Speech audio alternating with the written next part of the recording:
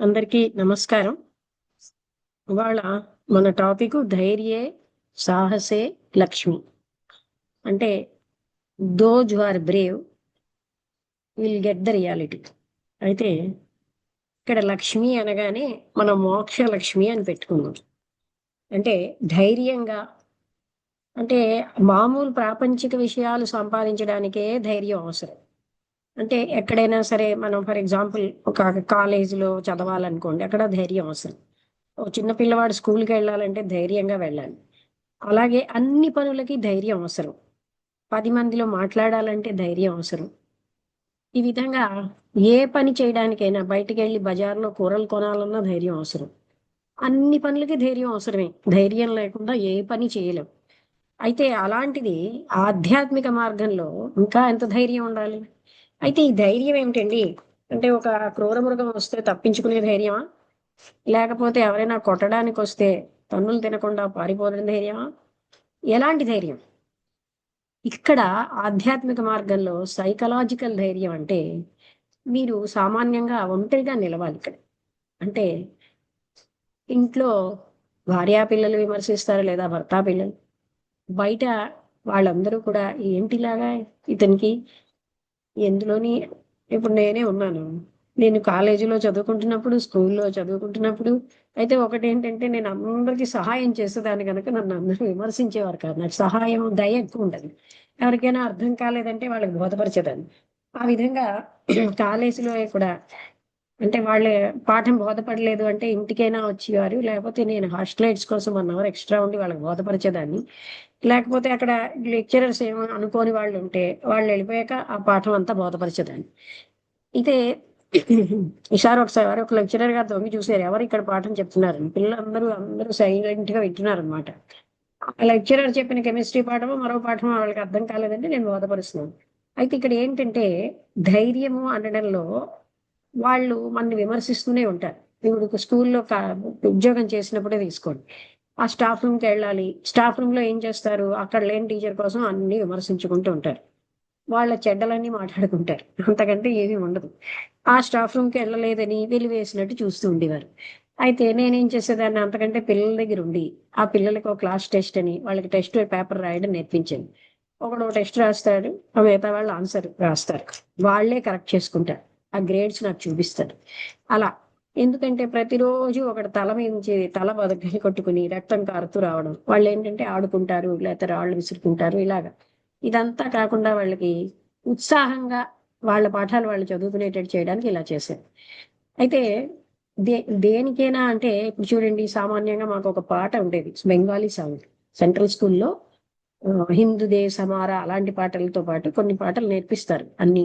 అందులో ఒక పాట బెంగాలీలో ఏంటంటే, "నీతో ఎవరు సరిసమానంగా నడిచేవాళ్ళు లేకపోతే ఒంటరిగా నడువు. ఎక్లా చలో, ఎక్లా చలో" అని. అంటే నీకెవరు నీతోటి నీ ఐడియాస్‌తో ఏకీభవించకుండా అలా ఉన్నవాళ్ళుంటే నువ్వొక్కడివే నడువు అన్నారు ఆ పాటలో. అంటే అంతేగాని ఆళ్ళ వాళ్ళతో కలవాలి, ఈళ్ళు వీళ్ళతో కలవాలి, ఇవన్నీ మన లక్ష్యం ఏమిటి? భూమి మీద ఎందుకొచ్చాం? వాళ్ళ మెప్పులు, వీళ్ళ మెప్పులు పొందడానికి రాలే.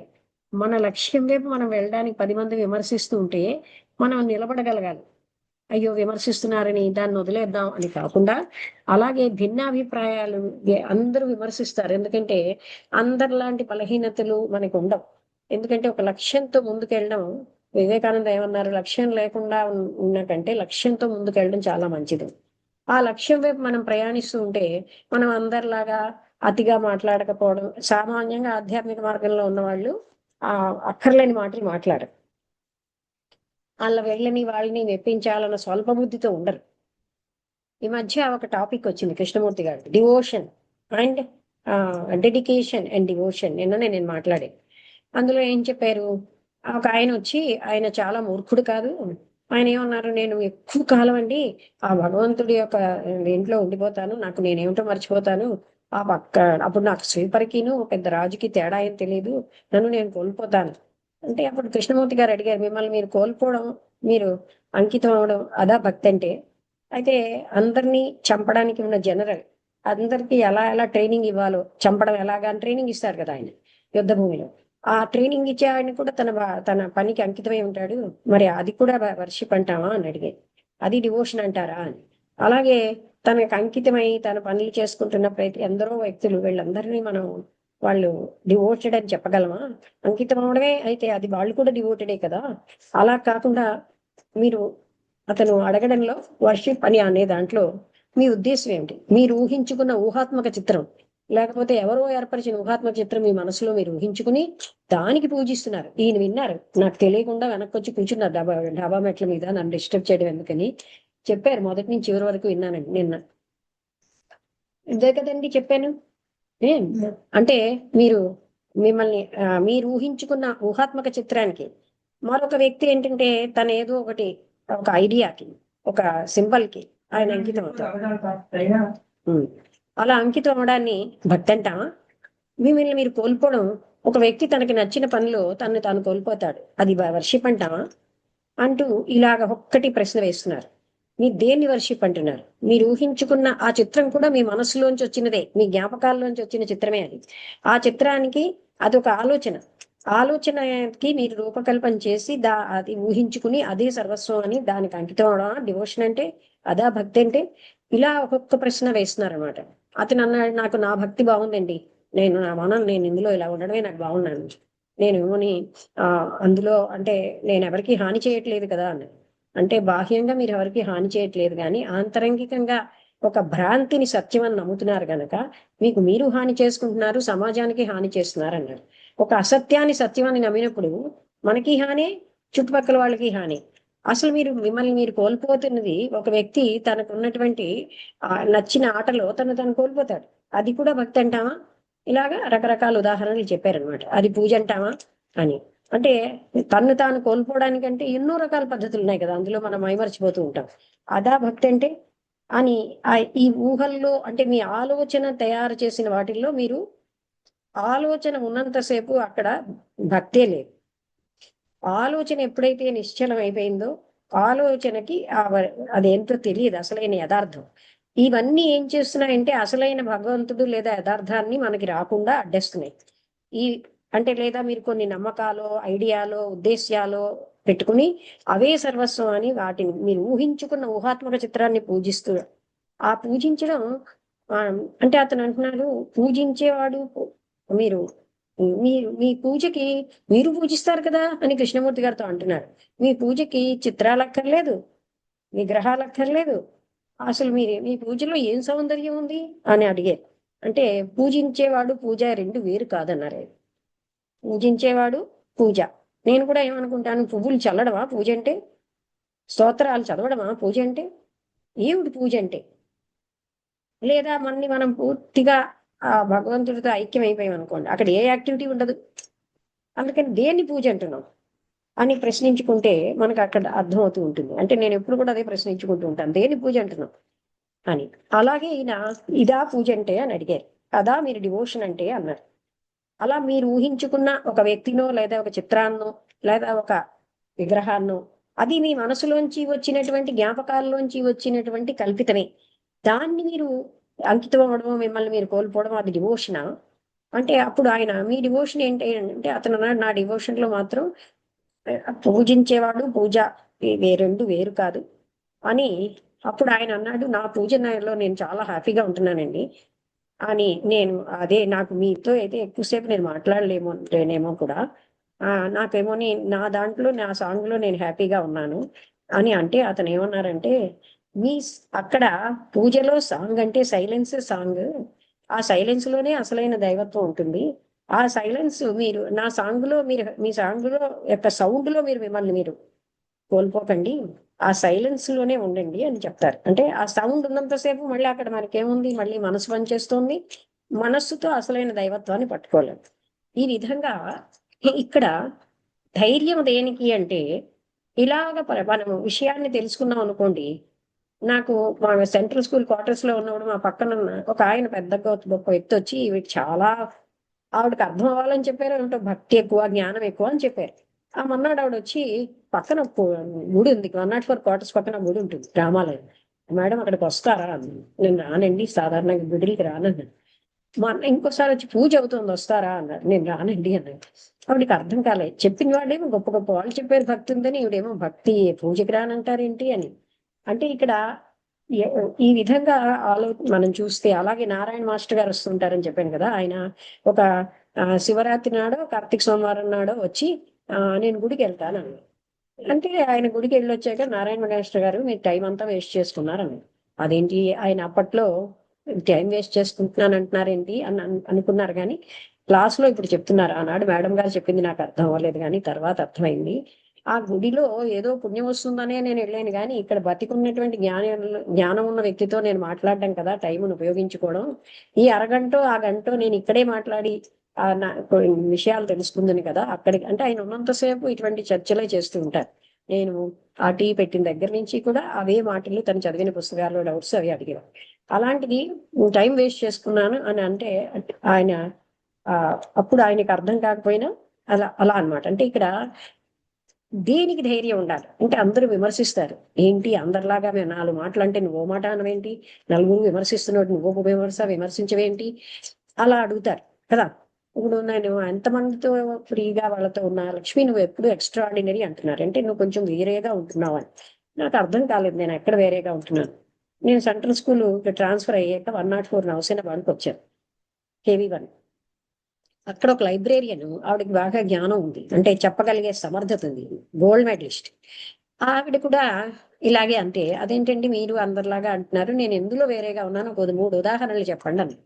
అంటే ఆవిడ ఏం చెప్పారు, మీరు అందరిలాగా మేము అందరం మాట్లాడుకుంటుంటే మీరు ఒక మాట కలపరండి. అక్కడ అవసరం లేదేమో అన్న. అవసరం లేకపోయినా మాకు వచ్చిన మేము మాట్లాడతాం, మీరు అలా మాట్లాడరండి. ఏదైనా అత్యద్భుతమైనది చాలా దుర్లభమైనది దొరుకుతుందంటే మేము అందరం ముందు మాకు రావాలని పరిగెడతాం, మీరు ఎప్పుడు అలా పరిగెట్టరండి. అలాగే ఇంకో మూడోది ఏంటి చెప్పారంటే, ఎంతో మంది మగవాళ్ళు ఉంటారు కదా స్కూల్లో, వాళ్ళందరూ ఉంటే మేము ఇంకొక లేడీని తీసుకుని వెళ్తాం వాళ్ళతో మాట్లాడాలంటే, మీరు అలా కాదు, ఎంత మందిలో ఉన్న వాళ్ళు ఎవరితో మాట్లాడాలో వాళ్ళతో మాట్లాడేసి వెనక్కి వచ్చేస్తారు, మీకు ఎవ్వరూ అవసరం కూడా సహాయం కూడా అక్కర్లేదని. అంటే నేను మాట్లాడాల్సింది ఆడ మగ ఇవన్నీ ఎందుకు, చెప్పాల్సింది మాట్లాడి వచ్చి అంతే కదా. అక్కడ ఏ లింగం అయితేనేంటి వాళ్ళు అలాగా. అంటే అదీను ఇక్కడ ఏంటంటే ఎన్నింటైనా మన జీవన విధానంలో తేడా వస్తుంది గనక విమర్శిస్తూనే ఉంటారు. ఇక్కడ ధైర్యం ఏమిటంటే నిలబడగలగాలి. 10 మంది విమర్శిస్తారు, కొంతమంది అసూయతో ఉంటారు, అసూయతో విమర్శిస్తారు. మనం అలా నిలబడలేకపోతున్నామే, మనకంత ఇంద్రియ మనోనిగ్రహాలు లేవను. అలాగైతే ఎన్ని ఒక్క చెడ్డ మాట మాట్లాడు. మొన్న సంస్కృతం క్లాసులో నువ్వు విన్నావు ఆ రోజు, ఒక ఆవిడ అంటున్నారు, మేము ఎన్నో మాటలు అంటాం కానీ మీరు ఒక్క మాట అన్నారండి ఎవరిని ఒక విమర్శనాత్మకంగా అని. ఎందుకంటే నాకు అది తెలియదు నేను అలా చేస్తున్నానని. సహజంగా నేను ఎప్పటి నుంచో గమనిస్తున్నాను. ఆవిడకేమోని గణపతి సచ్చిదానంద గ్రూప్ లో భగవద్గీత చాంటింగ్ లో గోల్డ్ మెడల్ ఇచ్చారు. ఆవిడ చెప్పారనమాట ఇలాగా. అయితే ఆ నేను ఏదైనా ఒక మాట అందరం అంటాము, మీరు ఒక్కరోజు ఒకటి అంటం లేదన్నారు. అంటే ఇక్కడ అది మంచిగా తీసుకుంటే సరే, చెడ్డగా తీసుకుంటే అందరూ చెడ్డగా తీసుకునే వాళ్ళు ఎక్కువ ఉంటారు. సో అలాంటప్పుడు నిలవగలగాలి. ఏమిటో నా మార్గం ఏం బాగోలేదు వదిలేయకుండా, నాతో ప్రయాణించే వాళ్ళు ఒక్కళ్ళు లేరు, నేను ఒక్కడిని అయిపోయాను, ఏంటి మార్గం ఇదేం బాగోలేదని వదిలేయకుండా అలాంటి ధైర్యం ఉండాలి. ఆ ధైర్యే సాహసే లక్ష్మి అని ఎందుకన్నారంటే, అటువంటి ధైర్యం ఉన్నప్పుడే మోక్షలక్ష్మి అన్నది మనకి. మోక్షం అంటే ఏంటి, ఆ రకమైన మనం ఆ సత్యాన్ని తెలుసుకునే శక్తి మనకు వస్తుంది. ఎప్పుడు నన్ను విమర్శిస్తున్నారనో, నన్ను అందరిలా చూడటం లేదనో, నన్ను తక్కువ చేసి మాట్లాడుతున్నారనో, అవమానిస్తున్నారనో, ఇలా మనం ధైర్యం కోల్పోతే అలా చేస్తూనే ఉంటారు. లోకం ఎప్పుడు కూడా నువ్వు ఎందుకు పనికిరావు అలాగే మాట్లాడతారు. ఇలా అయినంత మాత్రంలో అందులో సత్యం ఉందా లేదా తెలుసుకుని మనం ముందుకెళ్ళిపోవడం, అంతేగాని. అందుకే ఏక్లా చలో అని, ఏక్లా అంటే అకేలా అంటే ఓన్లీ వన్, సింగిల్ గా నువ్వు ముందుకెళ్ళు అని ఆ పాట చెప్తావు. ఆ విధంగా ఈ ఈ మార్గంలో చాలా విషయాలలో మనకు ధైర్యం ఉండాలి. ఒక టైంలో మా పరమ గురువులు వారిని చేరు మార్గం అనే పుస్తకంలో ఒక టైంలో అంట భగవంతుడు గాని, స్నేహితులు గాని, బంధువులు గాని ఎవ్వరు సహాయం చేయని పీరియడ్ వస్తుంది. ఆ పీరియడ్ లోని నిలవగలిగి ముందుకు వెళ్ళిన వాళ్ళే పరమగురు స్థానానికి వెళ్తారు. ఆ పీరియడ్ లో సామాన్యంగా 99% పడిపోతారు. ఎందుకంటే తనకి తోడన్న వాళ్ళు ఎవ్వరూ లేక, తన్ని అంటే భగవత్ సహాయము దొరకదు, మనుషుల సహాయము దొరకదు. అలాంటి నిస్సహాయ స్థితిని ముందుకు వెళ్ళలేమట. అది దాటి వెళ్ళిన వాళ్ళలో వాళ్లే పరమ గురువు స్థానానికి వెళ్తున్నారు. అందులో క్రీస్తు ఒకడు. అలాగే ఉదాహరణగా క్రీస్తుని కూడా ఒక పరమ గురువుగానే మనం భావిస్తాం. అలాగా మనం ఏంటంటే ఇలాంటివి వాటి కుంగిపోకుండా అలా అని అహంకరించకుండా నేనే కదా చాలా గొప్ప స్థితిలో, అది కూడా ప్రమాదం. ఆ ప్రైడ్. అలాగే నేనే చాలా గ్రంథాలు చదివాను, అది కూడా మన ఉపన్యాసంలో నేను అదే చెప్పాను. ఎన్ని గ్రంథాలు చదివితేనేంటి, మన బిహేవియర్లో మార్పు లేదు, మన అహంలో మార్పు లేదు, మనకు ఉన్నటువంటి మోహాలు, మన ధనం మీద మనకు ఆశ పోదు, నా వాళ్ళన్న రిజర్వేషన్ పోదు, నా కుటుంబం నా వాళ్ళు. ఎవరైనా పరాయి వాళ్ళకి ఒక 30 రూపాయలు ఇవ్వాలన్నా మనకు బాధ. మన వాళ్ళ కోసం 3000 రూపాయలు ఏమైనా ఏం చేస్తాం, నీళ్లలో కలిపేయగలం కదా. గొప్పల కోసం పార్టీలు చేసుకుంటాం, పండగలు ఒక వివాహంలో ఎంత ధనం కానీ ఎంత ఆహారం వేస్ట్ చేస్తున్నారు చూడండి. అలాగే అది మా నాన్నగారు చిన్నప్పుడు మాకు చెప్తూ ఉండేవారు, ఈ గొప్పల కోసం ఇంత ధనం బదులు లేని వాళ్ళకి ఇస్తే వాళ్ళు ఎంత సంతోషిస్తారు. అలాంటి వాళ్ళని రానివ్వరు, వీళ్ళకి బరువు నష్టం అని. వీళ్ళందరూ కాస్ట్లీ బట్టలతో ఉంటాడు, పాపం దరిద్రుడు మంచి బట్టలతో ఉండలేడు కదా, అతన్ని రానివ్వరు. అసలు వాళ్ళకే కదా ఆహారం అవసరం. ఈ ధనం ఉన్న వాళ్ళకి ఇళ్లలో బోళ్ళంత ఆహారం ఉంటుంది, వాళ్ళకి ఏమి ఉండదు. కానీ మనం వాళ్ళని దగ్గరికి చేరనివ్వం. ఒక కుక్క వచ్చిందంటే మామూలుగా నువ్వు అలా భైరవ కోనకి వెళ్ళి భైరవేశ్వరుడికి నమస్కారం పెడతాం, పూజలు చేస్తాం. అసలైన కుక్కనే బతికున్న భైరవ, ఆ భైరవ చీ చీ చీ అంటాం. అది మనం చేసే పనులు.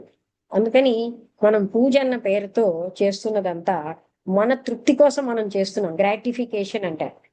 కానీ అక్కడ ఇటువంటి నిజంగా మన సంతృప్తికి, భార్యని తృప్తిపరచడానికి ఒక వ్యక్తి కొన్ని రకాలైన పనులు చేస్తే అది కూడా భక్తేనా, అది డివోషనా అని అడిగారు. అలాగే ఎన్నో చేస్తూ ఉంటాం మన తృప్తి కోసం. అవన్నీ భక్తి ఎలాగవుతాయి? నా తృప్తి కనుక నా పిల్లవాడికి నేనేమోని 2 లక్షలు ఖర్చు పెడతానండి, వాడి బర్త్డేకో వాడి బారసాలకో అంటే వాళ్ళ తృప్తికి వాళ్ళు ఖర్చు పెట్టారు. కానీ ఎవరికి కూడా హృదయంతో ఇవ్వలే. లా ఆఫ్ కర్మ ప్రకారం వాళ్ళకి ఇచ్చిన ఫలితం దొరకదు. మానవులు చెప్పుకోవడం వరకే, ఓహో వాళ్ళు 2 లక్షలు ఖర్చు పెట్టారు గొప్పల కోసం. కానీ నీడీకి ఎవరికి ఇవ్వలేకపోయారు కదా. ఒక అనాథ శరణాలయానికి వెళ్ళి ఒక 5,000 రూపాయలతో వాళ్ళకి భోజనాలు పెట్టరు. వాళ్ళు గొప్పల కోసం 2 లక్షలు కూడా ఖర్చు పెడతారు. అది ఎలాగవుతుందండి సత్కర్మ? అలాంటి వాళ్ళకి ఫలితం ఏమొస్తుందంటే నెక్స్ట్ జన్మలో వాళ్ళకి డబ్బు దొరుకుతుంది, కానీ వాళ్ళకి ఆదరణ దొరకదు. ఇక్కడ ఎలా మనం ఇచ్చామో గొప్పల కోసం సేమ్ ఫలితం మనం అనుభవిస్తాం. అందుకని అన్ని సమయాల్లో మనం త్రికరణ శుద్ధిగా, వేక్ఫుల్ ఎరే అంటే ఒక రకమైన ఎరుకతో ఉండగలగాలి. ఆయన అడిగారు, మీరు యథార్థం అన్న దాంట్ని పట్టించుకోకుండా మీరు పారిపోతున్నారు యథార్థంలోంచి అంటే, వాట్ ఈజ్ అని యథార్థం అంటే ఏమిటనండి. ఏ క్షణంకి ఆ క్షణం మన స్థితిని చూసుకోవడమే యథార్థం. ఈ క్షణం నాలో అసూయ ఉంది, ఈ క్షణం నాలో గర్వం ఉంది, ఈ క్షణం నేను కామ్గా ఉన్నాను, ఈ క్షణం నేను ఒక రకమైన లోభంతో ఉన్నాను అంటూ ఏ క్షణానికి ఆ క్షణం మనం చూసుకుంటూ ఉంటే అందులోంచి బయటపడగలం. అప్పుడే అసలైనటువంటి ఆత్మతత్వానికి దగ్గర అవ్వగలం. అందుకని ధైర్యం అంటే ఎన్నో రకాల ధైర్యం. నేను అన్నిటినీ వదులుకుంటే నేను ఉండగలనా? ఏమీ లేకపోతే నేను పొందూరు వెళ్ళామండి. అక్కడ సభలకి మొట్టమొదటి ఒక పెద్ద ఆవిడ నన్ను తీసుకెళ్ళారు, దివ్య జ్ఞాన సమాజంలో చేరాక. అప్పుడు అక్కడ ఒక అబ్బాయిట ఫైనల్ డిగ్రీ అయిపోయాక సన్యాసం తీసుకుంటున్నాడని తెలిసి నాకు ఆ అబ్బాయితో మాట్లాడాలని ఉందని నేను వెళ్ళాను. ఎవరో తీసుకెళ్తే, మీకు భోజనం ఎలాగా, మీరు ఇలా వెళ్ళిపోతున్నారు కదా. అమ్మా, నేను ఎవరి కోసం వెళ్ళిపోయానో ఆ సర్వేశ్వరుడు నాకు భోజనం పెట్టడా అని అన్నాడు. ఆ తర్వాత ఆయన అన్నీ నాకు అన్ని చూసుకుంటాడు. అప్పుడు నాకు అనిపించింది, ఈ అబ్బాయికి ఉన్న ధైర్యం నాకుందా? అన్ని వదిలేసి రేపన్న దానికి ఏమీ లేకుండా రేపు నెక్స్ట్ క్షణానికి ఆహారం దొరుకుతుందో లేదో తెలియకుండా వెళ్ళిపోతున్నాడు. అంత తెగింపు మనకు ఉండాలి. అంటే భౌతికంగా వదిలినా లేకపోయినా మానసికంగానైనా వదలట్లేదు మనం. చివరి వరకు వాటినే పట్టుకుంటున్నాం. అందుకోసం అని ధైర్యం దేనికి ఉండాలి? అన్ని వదలగలిగే ధైర్యం ఉండాలి. అన్ని వదిలేస్తే నేను ఎలా బతుకుతాను, నేనెవరు బతకడానికి? అది ఎప్పుడు మనం చూడం. నేను శరీరాన్ని అనే భ్రాంతిలో బతికిస్తున్నాం. అది సత్యమా? శరీరం నా పనిముట్టు, కానీ శరీరాన్ని నేను కాను కదా. నేను శరీరాన్ని కానప్పుడు నా వాళ్ళెవరు? అంటే నేను అజ్ఞానంలోనే బతుకుతాను, ఆ అజ్ఞానపు నేను అన్నీ కావాలి, కొంచెం మంచినీళ్ళు కావాలి అని మనం ఆలోచిస్తున్నాం. అర్థమైంది కదా. అంటే అజ్ఞానపు నేనుకే ఇవన్నీ కావాలి, ఆ నేను అన్నది అసలు అస్తిత్వం లేదు. ఏదైతే నేను అనుకుంటున్నామో, భద్రంగా ఉంచుకుంటున్నామో దానికి అస్తిత్వం లేదు. అందుకే రమణ మహర్షి నేనెవరని అడిగారు. వెళితే ఎంక్వైరీ చేయగా నేనన్నది లేదని తెలిసిపోతుంది.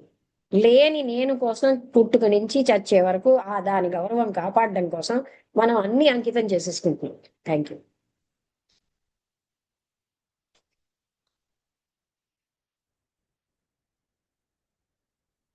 అందుకని ఇలాంటి వాటి అన్నిటికీ ధైర్యం కావాలి.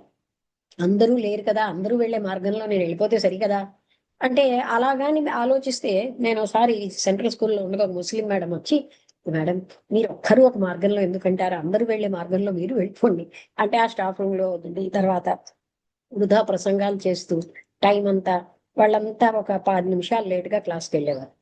మాకు ఎప్పుడు కూడా సెయింట్ జోసెఫ్ దగ్గర నుంచి టైం అవగానే క్లాస్కి వెళ్ళిపోవడం అలవాటు. లాస్ట్ పీరియడ్ అయితే క్లాసులో ఎగ్గొట్టేసేవారు. తర్వాత సైన్స్ పాఠం హిందీలో చెప్పేవారు. యాక్చువల్ రూల్ ప్రకారం ఇంగ్లీష్లో చెప్పాలి. ఒక పేరెంట్ వచ్చి, మీకు తెలీదా సైన్స్ పాఠం హిందీలో చెప్పాలని అన్నారండి. వాళ్ళు అలవాటు చేశారు, కాదు సైన్స్ ఇంగ్లీష్లో చెప్పాలని.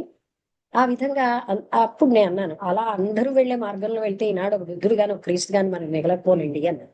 వాళ్ళు ఎన్ని తట్టుకుని నిలిచారు, ఎంతమంది విమర్శించారు క్రీస్తుని, ఆఖరికి సెలవు మోయించారు అందరిలో. అలాగా ఆ తర్వాత హీనంగా సెలవు కొట్టి బాధ పెట్టి అతన్ని ఆ సెలవుని మోసుకుంటూ వెళ్ళమని, అదంతా మరి ఆయన చేశాడు కదా. అంటే మనం అదే గాని ఆయన తిరస్కరించుంటే ఈనాడు మనకు ఒక ఆదర్శంగా నిలవడు. ఆయనలో ఉన్న ప్రేమ వల్ల అందరి కోసం తన జీవితాన్ని అర్పించాడు.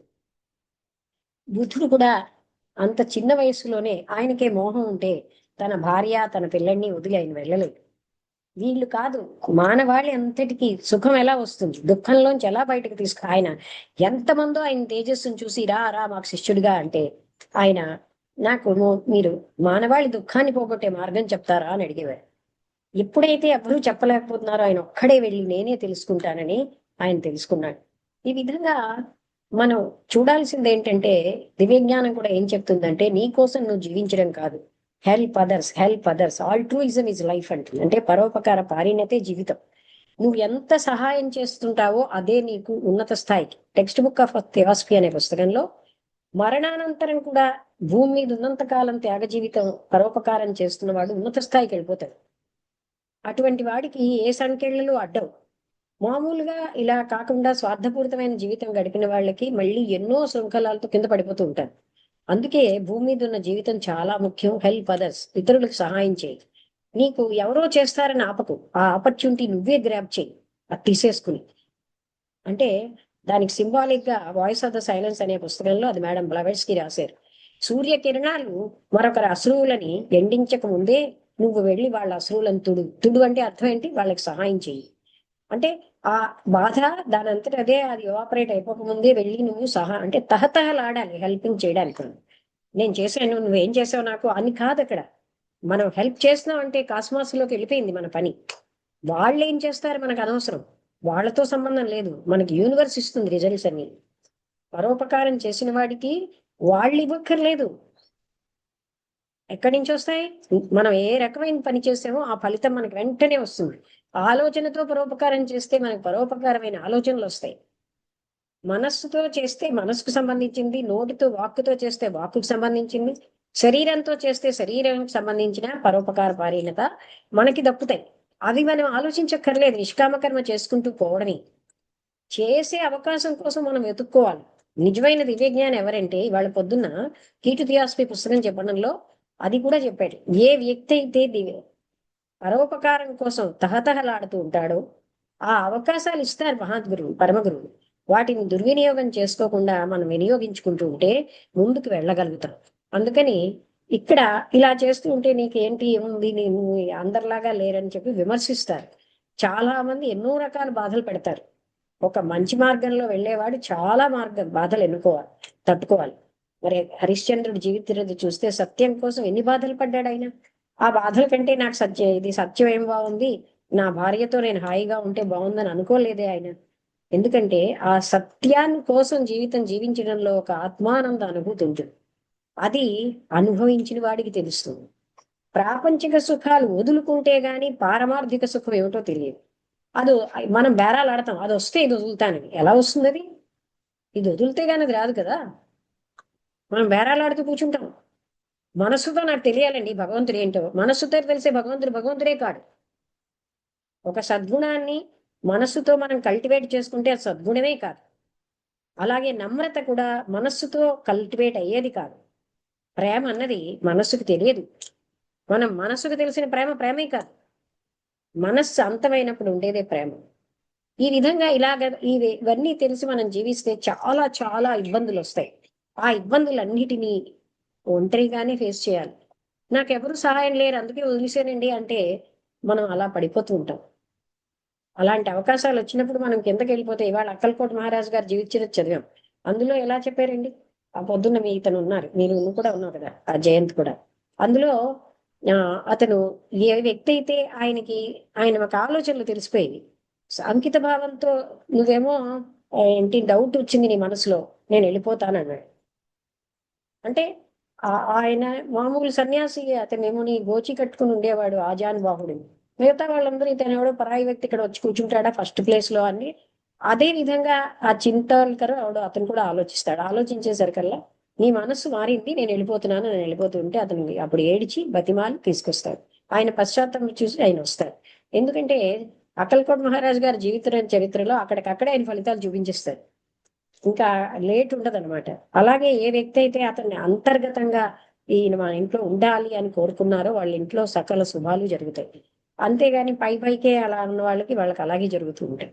మనం హృదయంతో ఇవ్వకుండా పై నుంచే ఇస్తే అది భగవంతుడి దగ్గర ఈ మోసాలు పనికొస్తాయి ఆత్మవంచనలు. అందుకని భక్తి కూడా మనం ఆత్మవంచన అనే భక్తి అని అనుకుంటున్నాం. అంటే మన నుంచి మనం పారిపోయే మార్గాల్లో డివోషన్ ఒకటి. భక్తి అనే పద్ధతిలో మన నుంచి మనం వెళ్ళిపోతున్నాం. ఈ మార్గాలు పారిపోకుండా ఉండి మనస్సు నిశ్చలంగా ఉన్నప్పుడే ఆ భగవంతుడు లేదా ఆ సత్యం అన్నది మనకి అనుభూతిలోకి వస్తుంది. ఇలా ఉండడంలో ప్రతి దగ్గర మనం చాలా రకాల కష్టాలు ఫేస్ చేయాలి. అవి కొన్ని ఎలిమెంటల్స్ అంటారు. అంటే కొన్ని మనకి కనబడని అదృశ్య జీవుల నుంచి కూడా వస్తాయి కష్టాలు. వాటికి కూడా నిలబడాలి. వాటిని కూడా మనం వస్తాయిలే అంటే అమ్మో ఇంత కష్టం వచ్చింది నాకెందుకు ఇది అని వదిలేయకూడదు. అది మనం అప్పుడు మాత్రమే ముందుకు వెళ్ళగలం. అందుకని ప్రతి నిత్యము మనం ఎరుకతో ఉండాలి. లేకపోతే ఏంటి, నేను చాలా గొప్పవాడిని అన్న ఒక అహం వచ్చేస్తుంది. ఆ అహం వచ్చినా మనం పడిపోతాం. లేకపోతే నేను చాలా నీచుడిని, అందరూ గొప్పవాళ్లే, నాకేమో ఏ రకమైన గౌరవం లేదు, నా జీవితం అంతా వేస్ట్ అని డిప్రెషన్కి వెళ్ళినా మంచిది కాదు. అలా అని సుపీరియారిటీలోనే ఉండకూడదు. దేహభావం ఎంతవరకు పోగొట్టుకుంటామో, ఏ సాంగత్యం అయితే దేహభావం పోగొడుతుందో ఆ సాంగత్యానికి వెళ్ళమని సౌరీస్ గారు చెప్పేవారు. ఏ సాంగత్యం అయితే ప్రాపంచిక సుఖాల పట్ల ఆసక్తినిస్తుందో నిర్దాక్షిణ్యంగా వదిలి అన్నారు. అంటే మన లక్ష్యం మనకు తెలిసినప్పుడు అదేంటండి వాళ్ళు ఏమనుకుంటారండి ఆ ఫంక్షన్కి వెళ్ళకపోతే, ఇవన్నీ మనం ఆలోచించాం. ఇంకా ఏమనుకుంటాడండి భగవంతుడి యొక్క ఇంప్రెషన్. అక్కడ అక్కల్కోటి మహారాజు గారి కోసం ఆయన చూపెట్టిన ఆ కారుణ్యానికి ఎంతో మంది ఆయన దగ్గర ఉండిపోయారు కదా. వాళ్ళ ఉద్యోగాలు వదిలేసి చివరి వరకు ఈయన సేవ చేసుకుంటామని ఉండిపోయారు. ఇలాగా మనకేంటంటే అక్కడ మోసపూరితంగా కాకుండా నిజమే మనం పూజ చేస్తున్నాం. మొన్న కూర్చోబెట్టి అదే చెప్పాను, ఏమండి రాత్రి మీరు ఏదో ఇవ్వడానికి వచ్చినప్పుడు మీకు ఏం చెప్పాను, మీరు నిజంగా మీకు ఆ పూజలో మీరు ఏం చూస్తున్నారు, మీరు ఏమైనా అనుభూతి పొందారా, పరమాత్ముడిని ఏమైనా ఫీల్ అయ్యారా? మీరు ఊహించుకున్న పరమాత్ముడు దొరుకుతున్నాడు కానీ మీకేమిటి దొరుకుతుంది? నేను చేయాలనుకున్నాను, నేను సహస్రం చదవాలనుకున్నానండి, చదివానండి. నేను గట్టిగా పూజ చేయాలనుకున్నానండి, చేశానండి. ఓ భజన పాట ఇతను వెళ్ళి భజన పాటలు నేర్చుకుని వచ్చారు. అదే భక్తి అనుకుంటున్నాను. ఈ విధంగా ఎస్కేపిజమ్స్ ఇవన్నీ మన నుంచి మనం వెళ్ళిపోతున్నాం. అంటే మన నుంచి మనం ఎస్కేప్ అవ్వడానికి పద్ధతులు. అందులో డివోషన్ ఒకటి. ఈ డివోషన్ అని మీరు పేరు పెడుతున్నారు దీనికి అని చెప్తున్నారు. ఆ విధంగా ఇలాంటివన్నిటినీ మనం నిశ్చలమైన మనస్సుతో ఎదుర్కొంటూ ముందుకు వెళ్ళగలుగుతున్నామా, లేదా భయపడిపోయి పడిపోతున్నామా? అలా ఉండాలంటే ఒక ధైర్యం, చాలా ధైర్యం అవసరం. ఎందుకంటే మనకు ఒక్కడుండడు సాయం చేయడానికి. ఇంతకాలం మనకు ఉన్నారనుకున్న వాళ్ళు కూడా మిథ్యావే. నా భార్య నాకు సాయం చేస్తుందండి, మీరెవరు చేయకపోయినా. ఎంతవరకు చేస్తుందో ఒక మహాముని చూపెట్టాడు. నా భార్యో అని సాయంత్రం వచ్చేసరికి వెళ్ళిపోయాడు. ఏమయ్యా నువ్వు సాయంత్రం వచ్చేసరికల్లా వెళ్ళిపోతావు అంటే, నా భార్య నా పిల్లలు ఎదురు చూస్తారండి అంటే, ఓ రోజు వాళ్ళ ఇంటికి వస్తాడు. అప్పుడు ఈయనకు జబ్బు వచ్చిందమ్మా, అందులోకి మీరు మీ జీవితాన్ని ఇచ్చేయాలి, అప్పుడు ఆయన బాధవుతాడంటే, నాకు చాలా జీవితం ఉందండి, నా భర్త కోసం నేను నా జీవాన్ని ఎలా ఇచ్చేస్తానంటున్నారు. పిల్లలేమో మా నాన్న కోసం మేము ఎలా చనిపోగలం, తల్లేమో నాకున్న జీవితం నాకుంది నేను ఎలా వదిలేస్తానంటుంది. అప్పుడు ఈయనకి అర్థమవుతూ ఉంటుంది. ఈయన యాక్ట్ చేస్తూ ఉంటాడు జబ్బున వాళ్ళ. ఈయన వింటాడు, ఆహా వీళ్ళందరూ నాకు ఎంత నిజమైన బంధువులో ఆయనకి అర్థమైపోతుంది. అలాగే మనం కూడా మన బంధువుల్ని అలాగే చూడాలి. వాళ్ళకి మనం సేవ చేసే వరకే, వాళ్ళ నుంచి మనం ఏం ఆశించేమో మనకేం దొరకదు. అందుకని అలాంటి వాటన్నిటికీ ధైర్యం అవసరం. ఆ ధైర్యంగా ఉంటేనే, అందుకే ధైర్యే సాహసే, ధైర్యంతో సాహసం, పిరికి పందలకి మోక్షం వైపు వెళ్ళే పనికి రాదు. ఎందుకంటే ఫియర్, కృష్ణమూర్తి గారు చెప్తారు, భయం అడ్డేస్తుంది సత్యాన్ని. భయం ఉన్న మనసు సత్యాన్ని కనుగోలేదు. భయరహితంగా, ఎటువంటి భయం? ఆలోచనలన్నిటి నుంచి విముక్తి చెందాలి, అసూయ ద్వేషాల నుంచి విముక్తి ఉండాలి, తను ఆర్జించిన జ్ఞానం నుంచి విముక్తి రావాలి, తనకున్నటువంటి అనుభవ జ్ఞానం నుంచి, తనకున్న జ్ఞాపకాల నుంచి ఫ్రీడమ్ రావాలి. అప్పుడే పరమాత్ముడు మనకి అక్కడే ఉంటాడు, ఎక్కడి నుంచి తేక్కర్లేదు. అందుకని ధైర్యం చాలా అవసరం. ఒంటరిగా నిలవగలిగే ధైర్యం మనలాంటి వాళ్ళు మనకు దొరకరు సామాన్యంగా. పైన ఏదో భజనలకి ఫ్రెండ్స్ ఉంటారు. గట్టిగా మా నాన్నగారు అనేవారు, వాళ్ళు ఏంటి ఎంత అరుస్తున్నారు, భగవంతుడికి చెవుడా అని అడిగేవారు. అరుస్తే గాని ఆయన వినపడదా అని. అంటే ఈ విధంగా వీటన్నిటినీ మనం అంటే అక్కడ మనం తృప్తి పడిపోతున్నాం. నేను 2 గంటలు భజన చేశాను అంటే ఐఎమ్ ఫ్రమ్ నా నుంచి నేను దూరం అయిపోతున్నాను. అంటే అక్కడ అర్థం ఏంటి? అందుకే సెల్ఫ్ నాలెడ్జ్ అన్నది చాలా అవసరం. తన కోసం తనకు తెలియాలి. తన లోపల సూక్ష్మతరంగా జరుగుతున్న ప్రతి సంగతి తనకి తెలియాలి. మనం ఏం చేస్తున్నాం? ఎస్కేప్ అవుతున్నామా? లేకపోతే అందుకే అతను ఏమన్నారంటే, ఇదంతటిని మీరు డివోషన్ అన్న పేరులో చేసిన యాక్టివిటీస్ అన్నిటిని అవగాహన చేసుకోండి అన్నారు. భయం ఉంటే మీకు అవగాహన ఉండదు. భయం లేనప్పుడే అవగాహన. ఈ అవగాహన చేసుకోవడంలో దాంట్లో నుంచి బయటపడతారు. నేను భక్తి అన్న పేరున నేను చేస్తున్న యాక్టివిటీస్ లో అసలు జరుగుతున్నది ఏంటని చూడండి. అదే కదండి మీకు నేను చెప్పింది. కూర్చుని చూడండి, మీ అంతటి మీరు చూడండి. లక్ష్మి చెప్పిందని వినకండి అన్నాడు. ఎందుకంటే అప్పుడే మనం అందులోంచి బయటపడగలం. లేకపోతే ఏంటి, ఎవరో చెప్పారు ఇదే డివోషన్ అనుకుంటూ ఒక ఆయన వస్తారు కృష్ణమూర్తి గారి దగ్గర. నేను 25 ఏళ్ళ ఎన్లైటన్మెంట్ పొందేశానని అతను, నాకు ఎంతో గొప్ప అనుభూతి అయిపోయింది అంటే ఆ క్షణానికి అయింది. అది కంటిన్యూ, అది మళ్ళీ నాకు కావాలి అంటే అది నువ్వు ఆ క్షణానికి నువ్వు ఫీల్ అయ్యావు అంతే. ఆ క్షణం అయిపోయింది అక్కడితో. ప్రతి క్షణము నీకు కొత్తదే. మళ్ళీ ఈ క్షణంలో నువ్వు కొత్తగా ఉండాలి. దాన్నే నువ్వు పట్టుకున్నావు అంటే నువ్వు గతంలో జీవిస్తున్నావు. అంటే నీకు ఏది అంటే అప్పుడు ఆయనకు అర్థం అవుతుంది, నేను నా లైఫ్ లో నేను ఇదే ఎన్లైటన్మెంట్ అనుకుని ఉండిపోయాను. అది ఎంత అంటే నా జీవితంలో 25 ఏళ్ళు వేస్ట్ చేసుకున్నానని చెప్తాడు ఒక సన్యాసి వచ్చి. ఈ విధంగా ఆ ఎరుక అన్నది మనకు ఉంటే మనం చేసే పనుల వెనకాల ఎలాంటి ఉద్దేశం ఉంది, మన ఆలోచనలు ఎలా ఉన్నాయి, ఆలోచనలకి, ఎదుటి వాళ్ళ మాటలకి ఆలోచనలకి మన రెస్పాన్స్ ఎలా ఉంటుంది, మనలో ఎంత అసూయ ఉంటుంది, ఎంత ద్వేషం ఉంది, మనకు తెలియాలి.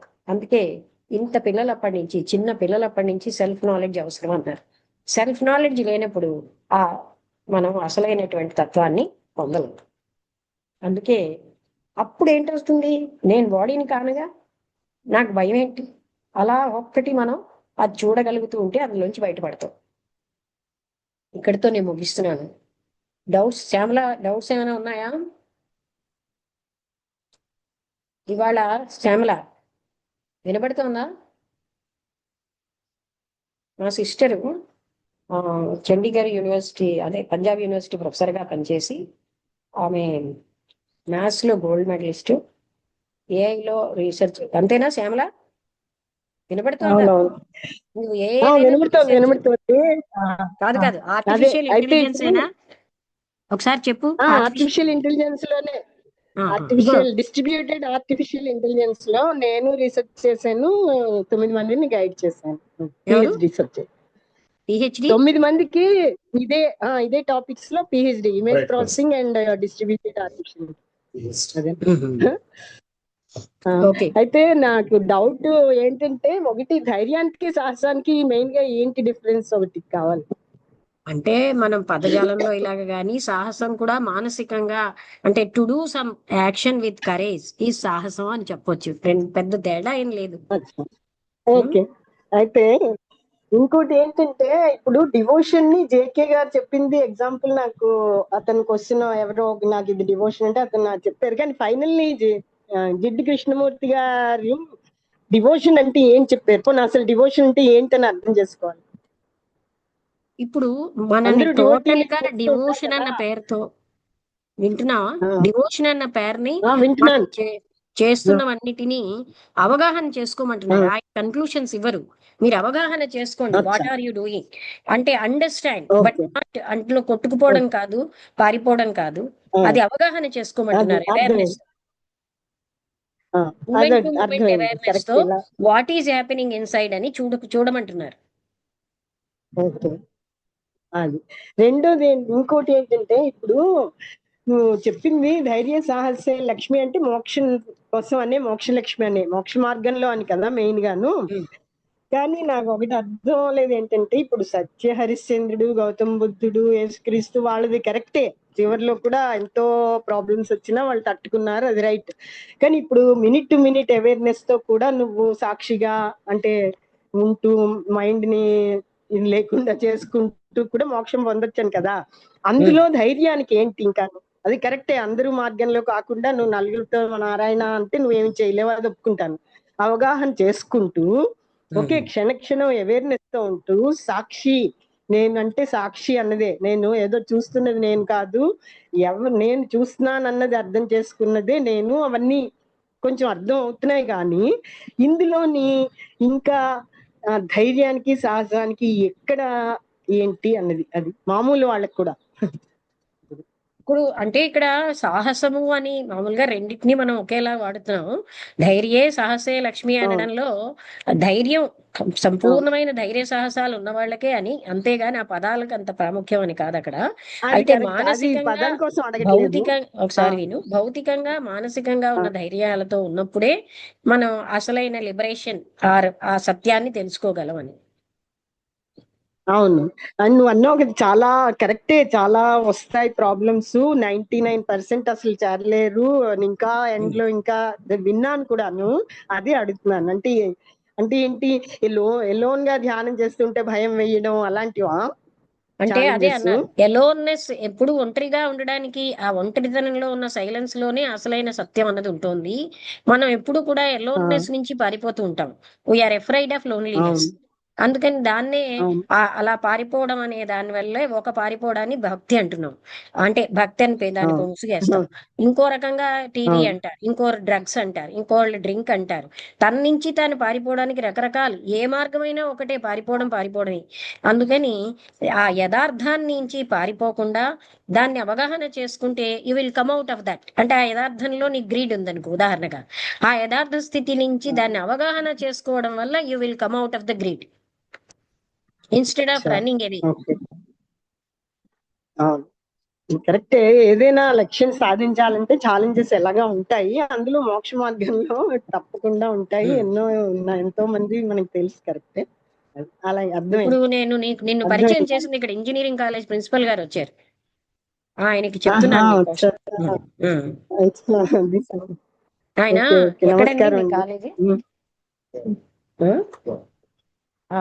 కాకాని, మీ కాలేజ్ కాకాని నగరా?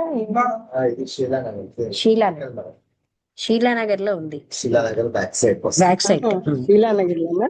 ఆయన సబ్జెక్ట్ ఏంటి? నాది mechanical engineering madam. Mechanical engineering. Okay, నాది computer science. Yes madam. So happy madam, మీరు మాట్లాడుతున్నప్పుడు అలా వింటూ ఉన్నాను. నావెప్పుడు డౌట్స్ ఉంటూనే ఉంటాయి, లక్ష్మి తెలుసు. అదే డౌట్స్ ఉంటేనే క్లారిటీ వస్తుంది మేడం.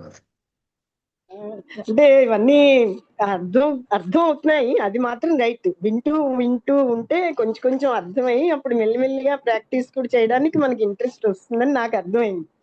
అది కరెక్టే, తినగా వేపాక కూడా బాగుంటుంది అలాగనమాట. లాస్ట్ వీక్ వచ్చా కదా?